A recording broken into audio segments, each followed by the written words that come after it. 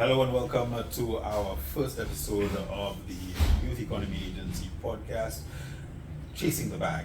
And this podcast is meant after 9 months. The agency has been around. It's meant to showcase some of the entrepreneurs with whom we've been working during the life of the Youth Economy Agency, to kind of catch up on their progress, and as well to tell you a little bit more about them as people, not just as entrepreneurs, but to tell you more about them as people. Of course, young people between the ages of 15 and 35 are eligible to take advantage of the programs and initiatives offered by the Youth Economy Agency.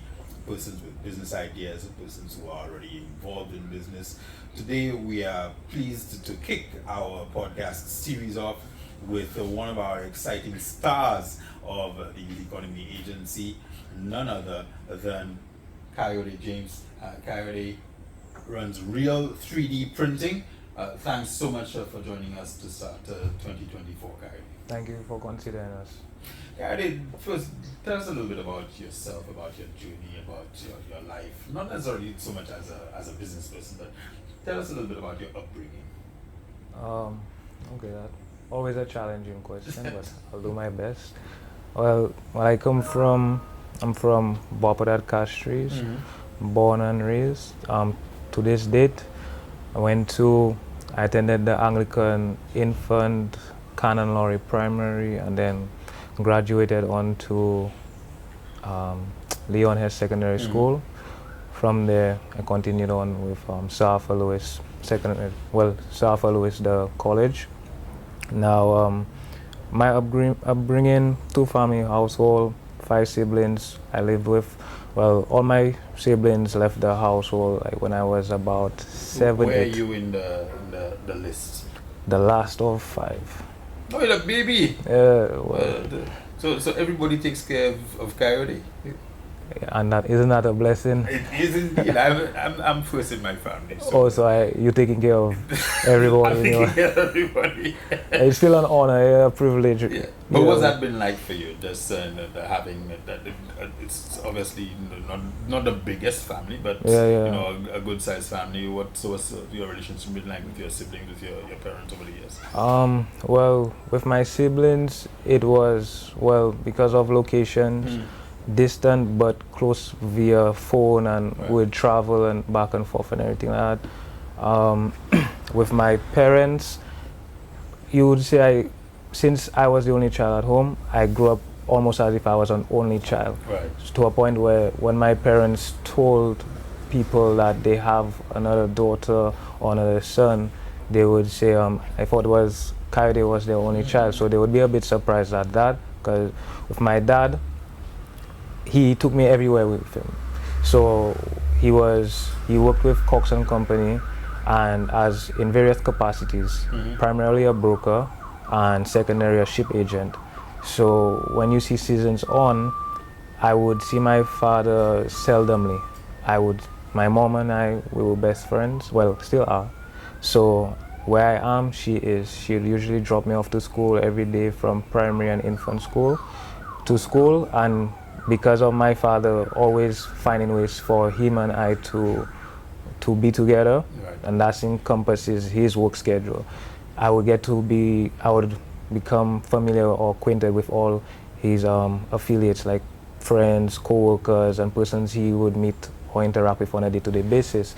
So to a point where on my way to school, my mom would see various persons greeting me and everything like that. She'd be surprised and say, "Hey, you famous? Well, how you know so many people?" and these kind of things. I don't know so many people, And so she and I would always be there with her. To a point where I would fall asleep with her. My father, that's when I would know he was there. He would come from work, pick me up, scoop me off his bed, bring me to mine, and as soon as I wake up in the morning, he's out the door for work, because the ship comes in various times, so they have to be there before the time. So if a ship arrives at 6, they'll literally have to be on the port for 5. Sometimes he wouldn't get back home not until nighttime, late in the night. So after school, I would make my way to his office, and that would be kind of my playground until further notice to be dropped off at home or by my grandmother. So until then, he would have me go everywhere he's going to and from on a daily basis. What would you say is the greatest value or the greatest qualities that your parents have instilled in you coming up? Work ethic, serious work ethic. I probably am the most talentless person you may find. I will have to disagree with that respectfully. But what may compensate for that would be tremendous work ethic. There's a quote that says, hard work works when talent fails to work hard. So I will put in the extra hours. I'm someone who's, my mom, she's someone you would consider a hustler. Up to recently we were talking and I was just, picking her brain because I'm a very inquisitive person. I like to ask questions. So I was asking her about the family tree, and lo and behold, I grew up watching at my parents, right? Because that's your first superheroes, Right. Your first idols, the first people in front of you. So I would see my father constantly at work. My mom, same thing, but with my mother, the unique thing about it was when she comes home from work, her 9 to 5, then based on the time of year, she'd be baking. She'd either be selling something, whether it be Victoria's Secret items, bath and body products, whatever the case is, tamarind ball, because she's the one who actually taught me two things: how to sell, how to save. So from infant school, I'd be selling tamarind balls, ice lollies, going to school, drawing. Well, I would have a friend draw items, I'd color it, and I'd sell it to the students in the school, throughout infant and primary school. So, and teaching me how to save, that's an important thing I hold close to me. So I think I digressed a bit. No, not at all. This all wrapped up in the concept of work ethic and values. Yeah. You talk about you supposedly being talentless. Right. But the people obviously right now know you as real 3D printing, and have known for the better part of a decade now. But that's not your first foray into enterprise or into entrepreneurship. Talk to me about your previous endeavors. What did you do before you were real 3D printing? Before real 3D printing, that was 7 years ago. Before real 3D printing, I worked at, so I'm gonna go backwards, right? Right. I worked at Duty Free Caribbean Holdings.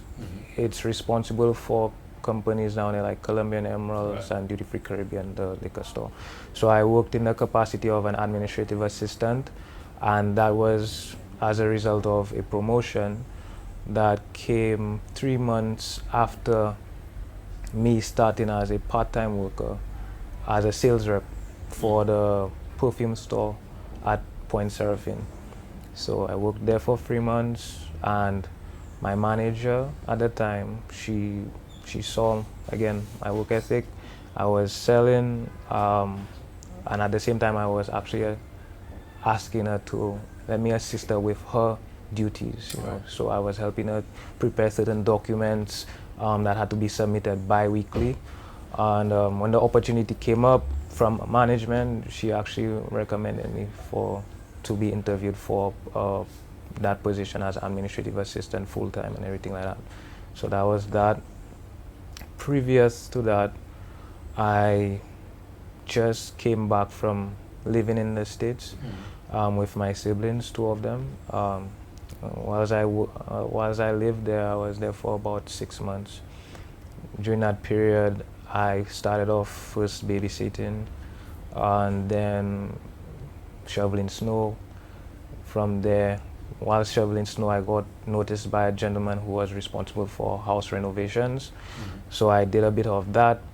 While I was doing that, one day while I was driving on Kings Highway, that's in New York, Brooklyn, I saw a sign on a vehicle truck that said such and such contractor. Took his number, called him immediately, told him I'm looking for work. If he's hiring, he said meet him on this day at that time. when I followed the instructions, I realized Monday morning, probably about 15 degrees weather, dead of winter. Not my kind of weather at all. That's me, I'm not going back. Let me tell you. And trust me, it's one thing to be there at that time of winter, but it's another thing when you're working outdoors on a roof, probably 3-4 story building, doing a roof renovation. So that was me at that point in time. So I was working there, working as a laborer, helping with a roof and everything like that. So I did all of these things during my stay up there. Prior to that, that's my time at Safa. So that period was around 18, 19 years old. When I went to Safa, I was buying and selling items. At that time, BlackBerry was the thing. So I was selling memory cards, headphones for BlackBerry, and so when I went to Safa, really excited about it for the main reason I could sell more. I was more liberated to sell. So I went there and I started off doing Rice Krispies. I did 1 box a day. So you ran your mother's son. Because you talk about your mother's thing and finding things to sell, making things to sell. You've done, at a pretty young age, you've done it all. What led you now to where you are, to 3D printing, to this present enterprise that you've stuck with for the past, was it now about 8 years? This year will now? be 8 years, yeah. 8 years. What led me here was, first again, the 9 to 5 wasn't enough for me at the time. It was serving one purpose, but I felt like I needed to do more. And at that point, I felt like I needed to go back to my roots, which was hustling. So I was sketching different ideas behind my desk as to what can I invest in or venture into. And I brought it to a colleague friend of mine that worked there at the time. And he told me, he helped, without me even realizing it, spark a bit of creativity. He told me all the ideas I mentioned, all unique, but it didn't captivate him enough. So he was like, his remarks was, well, if you're doing something, why not do something different, out of the box? And I was like, okay, challenge me. And that's something I like, challenges.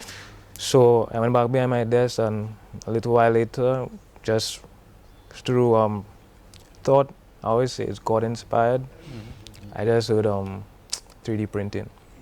That was October of 2016, and from then until December, started researching and I did my first investment into a 3D printer by then. So I would say it was first just wanting to make an extra dollar, outside of my 9 to 5, and then as time and challenges came forth, I realized it was a greater purpose or intention behind it without me even fully understanding initially what it was for. It was first bigger than I thought it would have been.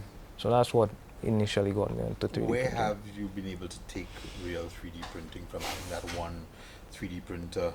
I think when I visited you, I think you said it was in your room. You had the one 3D printer in your room. Where have you been able to take the business since then? When you say take the business, what have you accomplished, or how have you grown the business in the 8 years? We've been able to grow it tremendously, and I say we because if you want to go fast, go alone. If you want to go far, go with a team. So it comprises of various persons contributing to a day like today.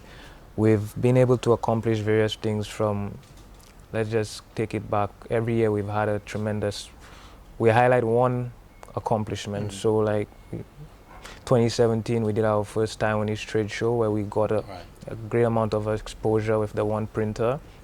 Now, being registered from 2016 to 2017, it wasn't straight line. A lot of ups and downs, bruises and battles, to a point where I had to literally fly overseas to visit a couple of 3D printing companies to do more research in depth to understand the industry on a whole. That's 2017. 2018, we got the opportunity to actually work with just for fun to do their keychains, paraphernalia. So we were able to do 1,520 keychains. Person maybe sound like, well, what's that amount? Well, it's a lot for us considering at the time we were operating with one printer. It was myself at the time. How long did it take you to output that job? It was a month. A month was accommodating other jobs, but it wasn't your clocking at 8 o'clock, clock out at 4 o'clock. It was literally 8 to 8, sleepless nights, because I needed to ensure that the deadline was met 2 weeks in advance or a week in advance. And so that required me to be up late hours, probably catch 1 hour of sleep, 2 hours of sleep, just to ensure that the machine is operating right, the quality of production is to the client's standard, to our standard. So there was that. And because of that exposure and other projects that came along the way during that year, like they used to have they had the knowledge fair that used to take place in town. We got not one but 2 contracts from the Ministry and Choiseul to cultivate or construct watersheds depicting, well, the ancillary fishing bay. Right. And the other one was to depict a healthy watershed and a deplorable watershed that is not upkept by the persons in the environment or the community, basically. So we did that 2019, trying time, because later on in 2018, well, we first reinvested into another printer, and then my site started taking a toll on me. So 2019 was kind of a turbulent year, I could say. Every month I was just thankful that we could have stayed open. But in doing that, towards the end of the year, there was Chamber of Commerce, more specifically Junior Achievers.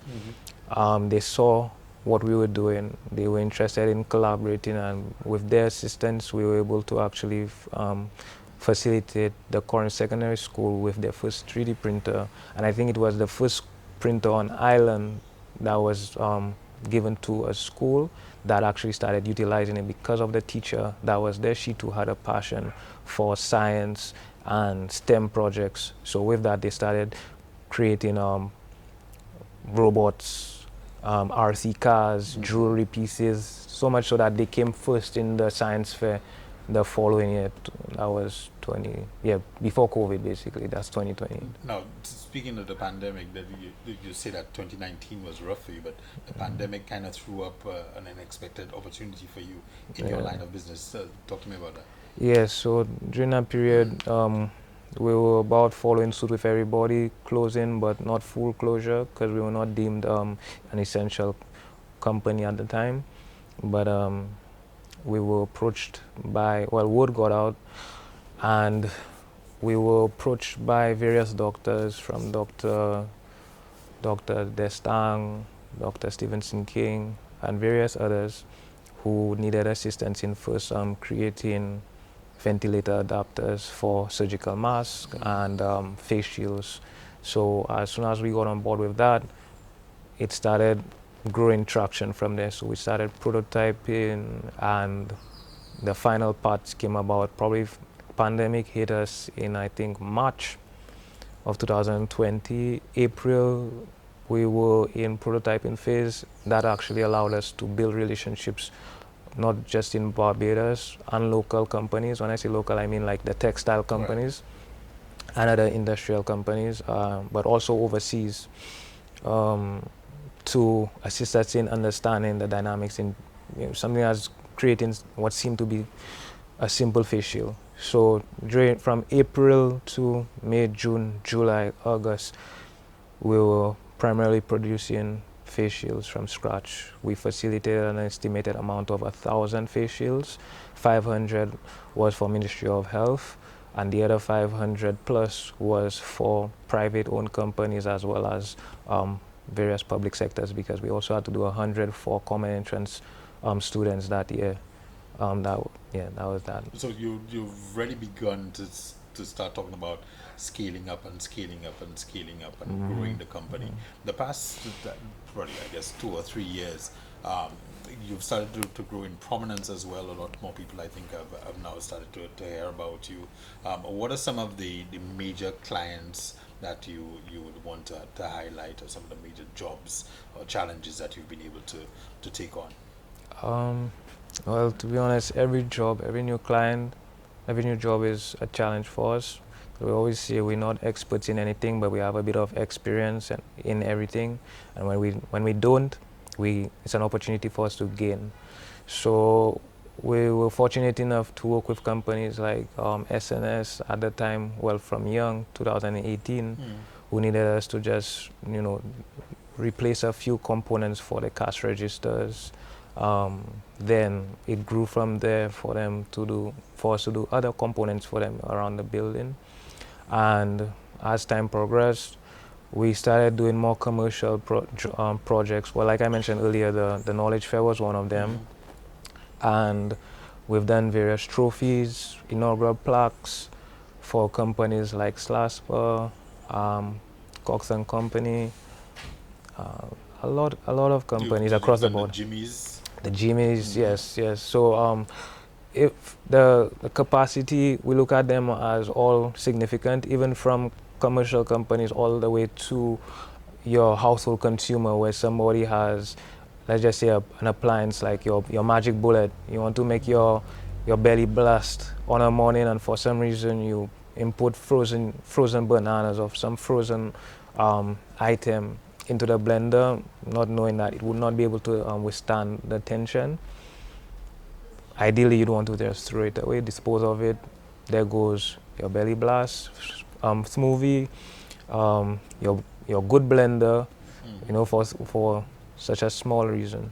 And with us today, we're able to actually help continue the lifespan of these products for persons. Even simple things we didn't even think was not possible, but persons would not think that would be done. Like, let's say your ironing board. Some of them that have little rubber cuffs on them. Someone contacted us, they said there's one missing and the other's just rotten.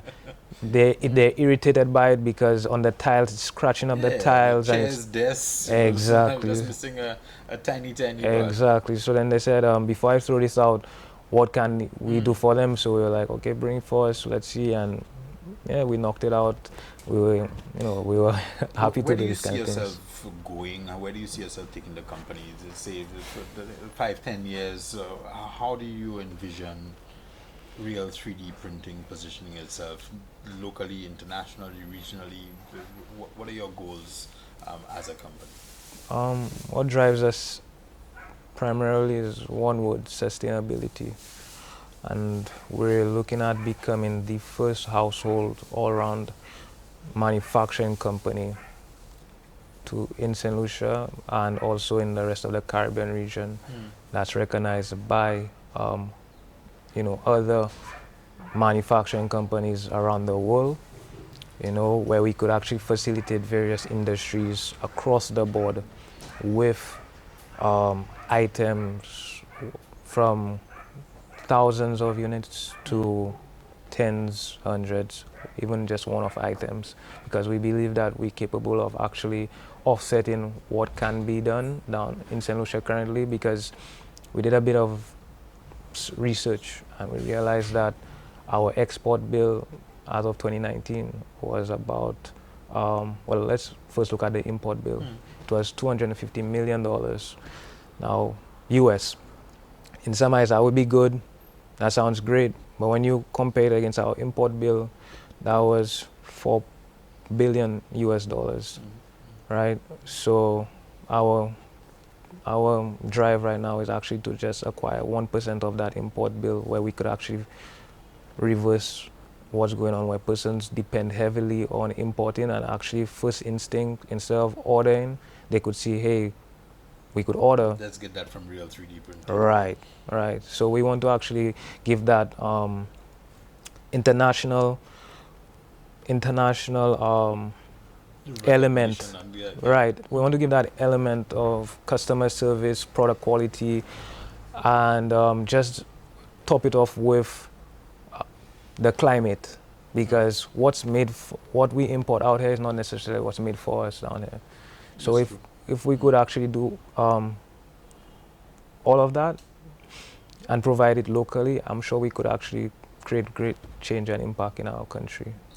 We want to talk a little bit about the St. Lucia-ness and how that drives you. But one of the things that has obviously happened in the last year, you've worked with a number of agencies over the years. You've been supported by a number of various organizations and so on. Youth Economy Agency coming into being in 2023.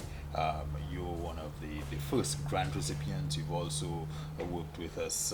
You've also received other initiatives, other types of support from YEA. Yes, What would you say differentiates YEA in your mind, or how, or if at all, does YEA stand out? Great question. It's actually, I look at youth economy as a whole body. And what I say by that is that someone like me, like I tell persons who've come through youth economy doors, I say that it's a blessing, because it took me at the time 7 years for us to have this type of establishment or entity available for individuals, entrepreneurs, hobbyists, persons who are just interested in their hobby and creating value or gaining value from it. So with youth economy, I've realized that it's somewhere that you could become educated and understand business on a whole. You know, it's not just about buying and selling, but proper bookkeeping. You know, they have various programs that sensitize you as to what are the requirements that are required from you as an individual to step in to the capacity of a business owner. You know, so with all of that, it kind of, I won't say eliminate the back and forth or going from, you know, when you're registering your business, you'll have to go 2 or 3 different places at various dates. You walk through youth economy doors, based on my experience and feedback I've gotten from other persons, and that you need direction, you need guidance, you need mentorship, you need educating, you need assistance in any capacity. You get it underneath one roof. So that's been my experience with you guys since I've been familiar with the establishment. What would you say is the one biggest takeaway that you have from your interaction with YEA? Community, in a sense where community, I'll break it down to family, where everyone plays an integral role in your business. They're just as passionate as you are, and they when you start a business, a bit of uncertainty is in you as to whether this makes sense. Will this work out? To be honest, and not much people understand or can relate or give you that boost, that moral boost. But when you work with youth economy, the individuals that's in this establishment, they kind of, you know, demystify that sense of doubt by making you feel like, hey, they're just as invested as you are in whatever venture you're into, basically. So that's one of the main things I got from it. When I walk through the door, I'm always felt like my concern or what I'm trying to do, well, not trying, what I'm working on doing, what I want to do, it's just as important to them as it is to me, and however they, in whatever capacity they can assist, they're always there to follow through. I feel greatly gratified by that. Thank you. And does the fact that you're able to sit with your fellow young entrepreneurs, fellow St. Lucians, people from all over the country, I know, for instance, that Soaring Leads, as Victor did your website. Yes. You've worked with other of your fellow young entrepreneurs. Does the fact that you're able to kind of meet minds in a comfortable forum, in a forum where everybody wants, everybody's going about it a different way, but everybody wants the same thing. Everybody wants to be able to succeed. Does that give you an additional boost? Of course, because I think the word is collaboration. Mm-hmm. Yeah, so what I stated earlier is primarily, secondarily is what you said, that you also get access to a community of like-minded individuals who just are as passionate and driven as to what you do. And the fact that you could get assistance from them in various capacity, whether you now, because we also do, we've actually gotten assistance from soaring leads as well as other companies that small business owners that we now they help drive our business further, P1 marketing and stuff like that, print depot, having that directory or that access to those individuals has made the hassle of searching and trying to find, and most importantly vetting, much easier coming for youth economy. So yeah, the community of other business owners and business leaders, business growers, entrepreneurs, it's tremendous. It's now you are playing a role as well as a leader. You talked about current secondary earlier, and the work that you've done with them, but that's not the only intervention or the only interaction that you've had at the school level. Talk to me about your passion for education and for using real 3D printing, not just as a company that's there to make money, which I mean is obviously important, but also as a social enterprise, as a tool, as an avenue for bringing up young people in your community, in your immediate community. Right. Yeah, so I always wanted to, inspire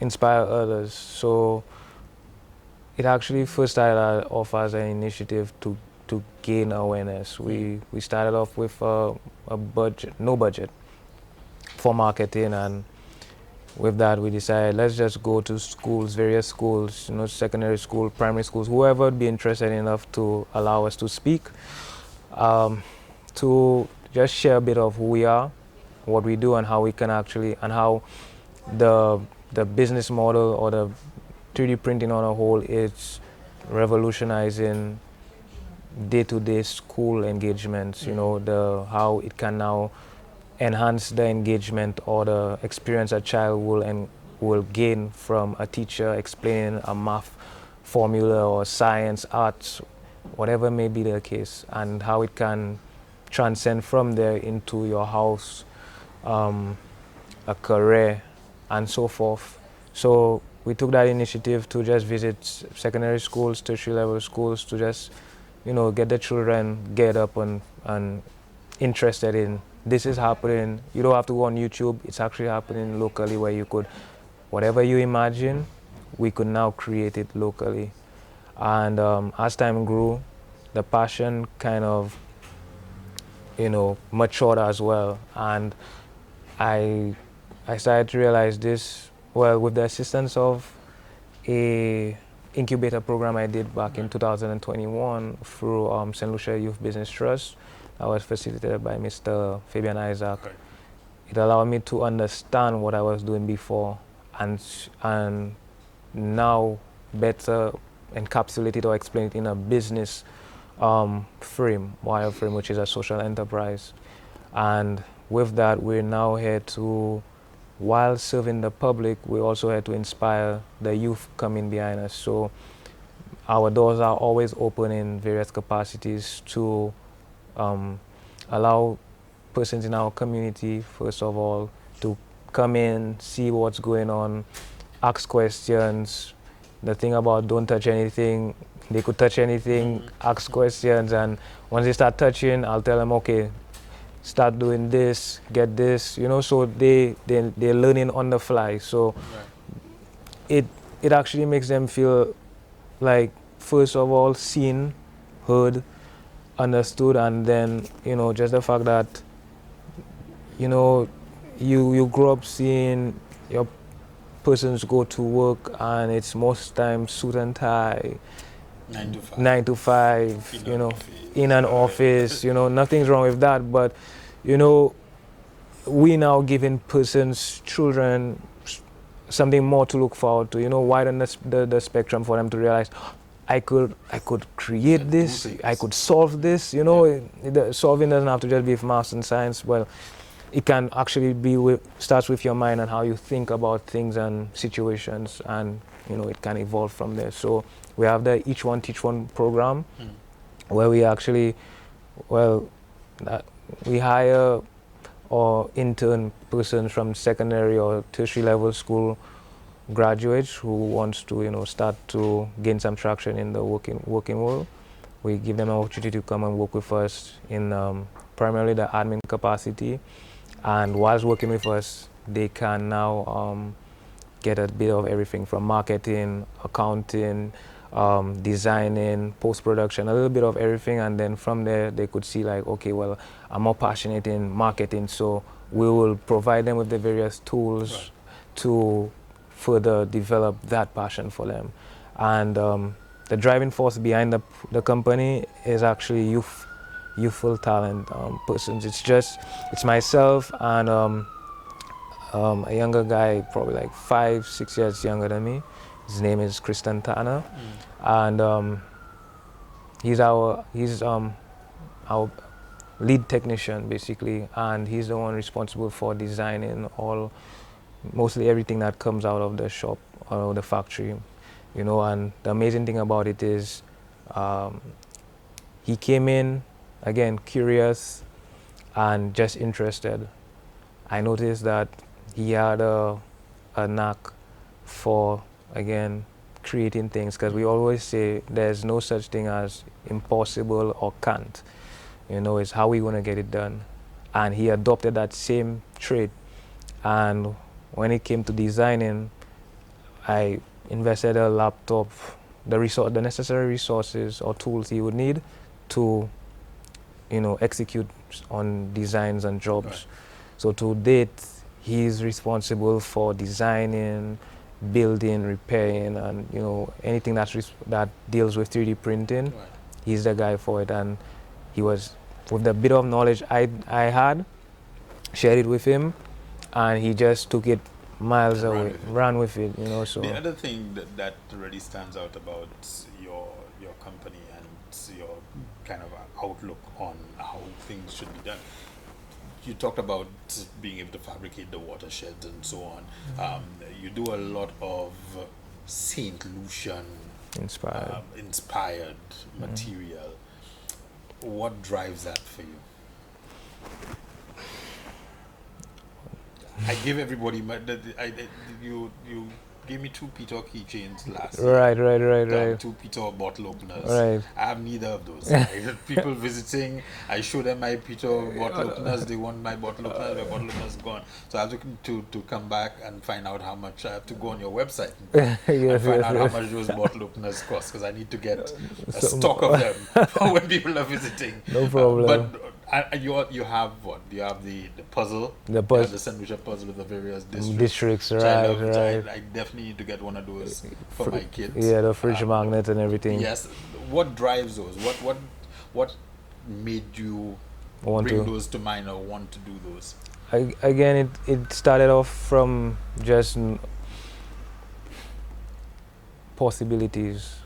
We see it being done out on regionally, internationally, you know, puzzle boards and bottle openers and everything like that. And most times you get the generic, you know, a piece of metal, you want it to stand out, they'd slap a sticker that says St. Lucia or whatever. So I was like, we're in a position and a time where we could literally take, you know, memorable or iconic landmarks in St. Lucia and re-envision it or reimagine it to become, you know, something that's not just meaningful but now purposeful, you know. So something, the fridge magnets was actually our first venture into that. So, you know, the fridge magnets comprises of every district, and you put it together, you get the entire map of St. Lucia. I wanted to do that because I wanted to highlight the Independence 2021, you know. So that was our way of, again, standing out in the market and not just doing what everybody else is doing, do keychains, which is, nothing is wrong with that. But we always wanted to know how we could, just push the envelope a bit. So why not do it with stuff that's relatable to our country, And then later on in that same year, I was looking at the Peters and I was always saying, Peter Bear, why there's not any Peter Bear bottle opener? What would be the wow factor? That's another thing, the wow factor. Like, how amazing would it be to say I open a bear? Wow factor. Yeah. Or how interesting or a conversation piece or starter would it be to say I open a bear with a Peter, with the St. Lucia Peters, Now if you look at it closer, we actually took the 1 cent piece, which was deemed obsolete back in 2019 or 2018, and again made it purposeful again by using it as the lever to pry open those bottles, so those bear bottles. And it came after a bit of research and development, because one of the questions is it durable? Will it work? We've addressed both these issues with countless others, which gives you a durable, long-lasting and functionable bottle opener, and many other products we actually are working on. Another project we did actually was with Mr. Jimmy Fletcher. Back in 2021, he curated his own, again, custom, locally inspired Monopoly game board. But it's not named Monopoly, but it's St. Lucian inspired. And to top it off, he didn't want to use the normal Monopoly game pieces. So he contacted us and he told us, I have an idea for this, but to finish it off, I would like, some items. I would like a cutlass, a banana, a handle of bananas, and just various other calabash for him to use as a pieces. And he told us, can we do it? Me not refusing, saying no. He said, send it on. And he was actually impressed with our results because of not just the quality, but the turnaround time in which we were able to get that done for him. So yeah, it goes back to that, the wow factor, impact, inspiration from just what we already have locally, and how we could merge that with technology and today, bring that forth to the market, because we believe that actually can be the things that are, or items that can be a novelty, and a modern day novelty item that can be, what I want to say is basically it doesn't just stop in our borders, within our borders, but imports. When tourists come in and it's bought off the shelf, that again is something that will stand out from a wide range of other items that can be bought from various other outlets around the Caribbean chain. So you get a literal keychain that has the shape of St. Lucia. Right. The last question for me, Coyote, you talk a lot about additive manufacturing. What in the world is additive manufacturing? I know, right? It's on your website. Yes. It's in your literature. What does additive manufacturing mean to you? Well, it literally means, if you break it down, you'll get the root word add.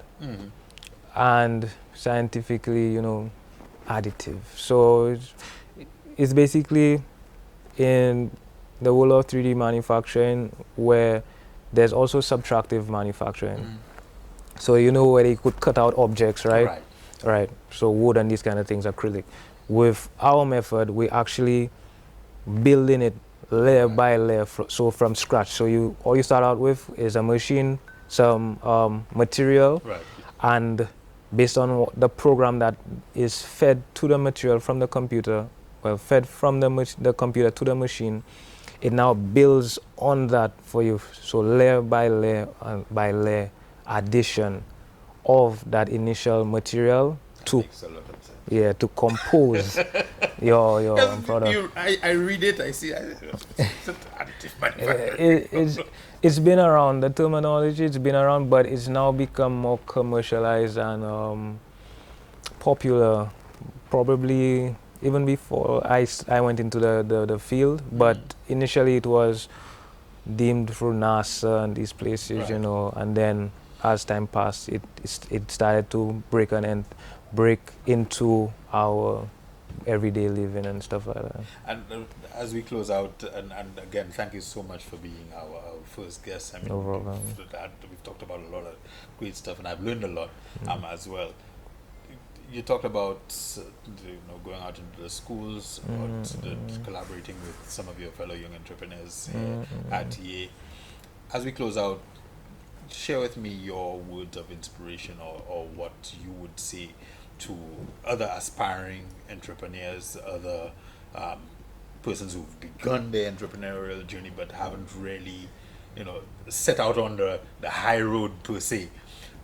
Talk to me about how you would inspire other fellow young entrepreneurs, people who want to be where you are right now, or further along. Yeah, I would tell them, look to be better than me. Look at me as like probably a mark as to how far they could get, But I would tell them anything is possible. It just starts with them first believing in themselves, no matter how small that belief may be. But the biggest thing you could do, from time you could think it, you could achieve it. But the biggest move you could make is starting. The worst move you could make is stopping or not even starting at all. So I would say, as you walk, the way shall appear. Nothing was meant to be straightforward, especially the road of an entrepreneur.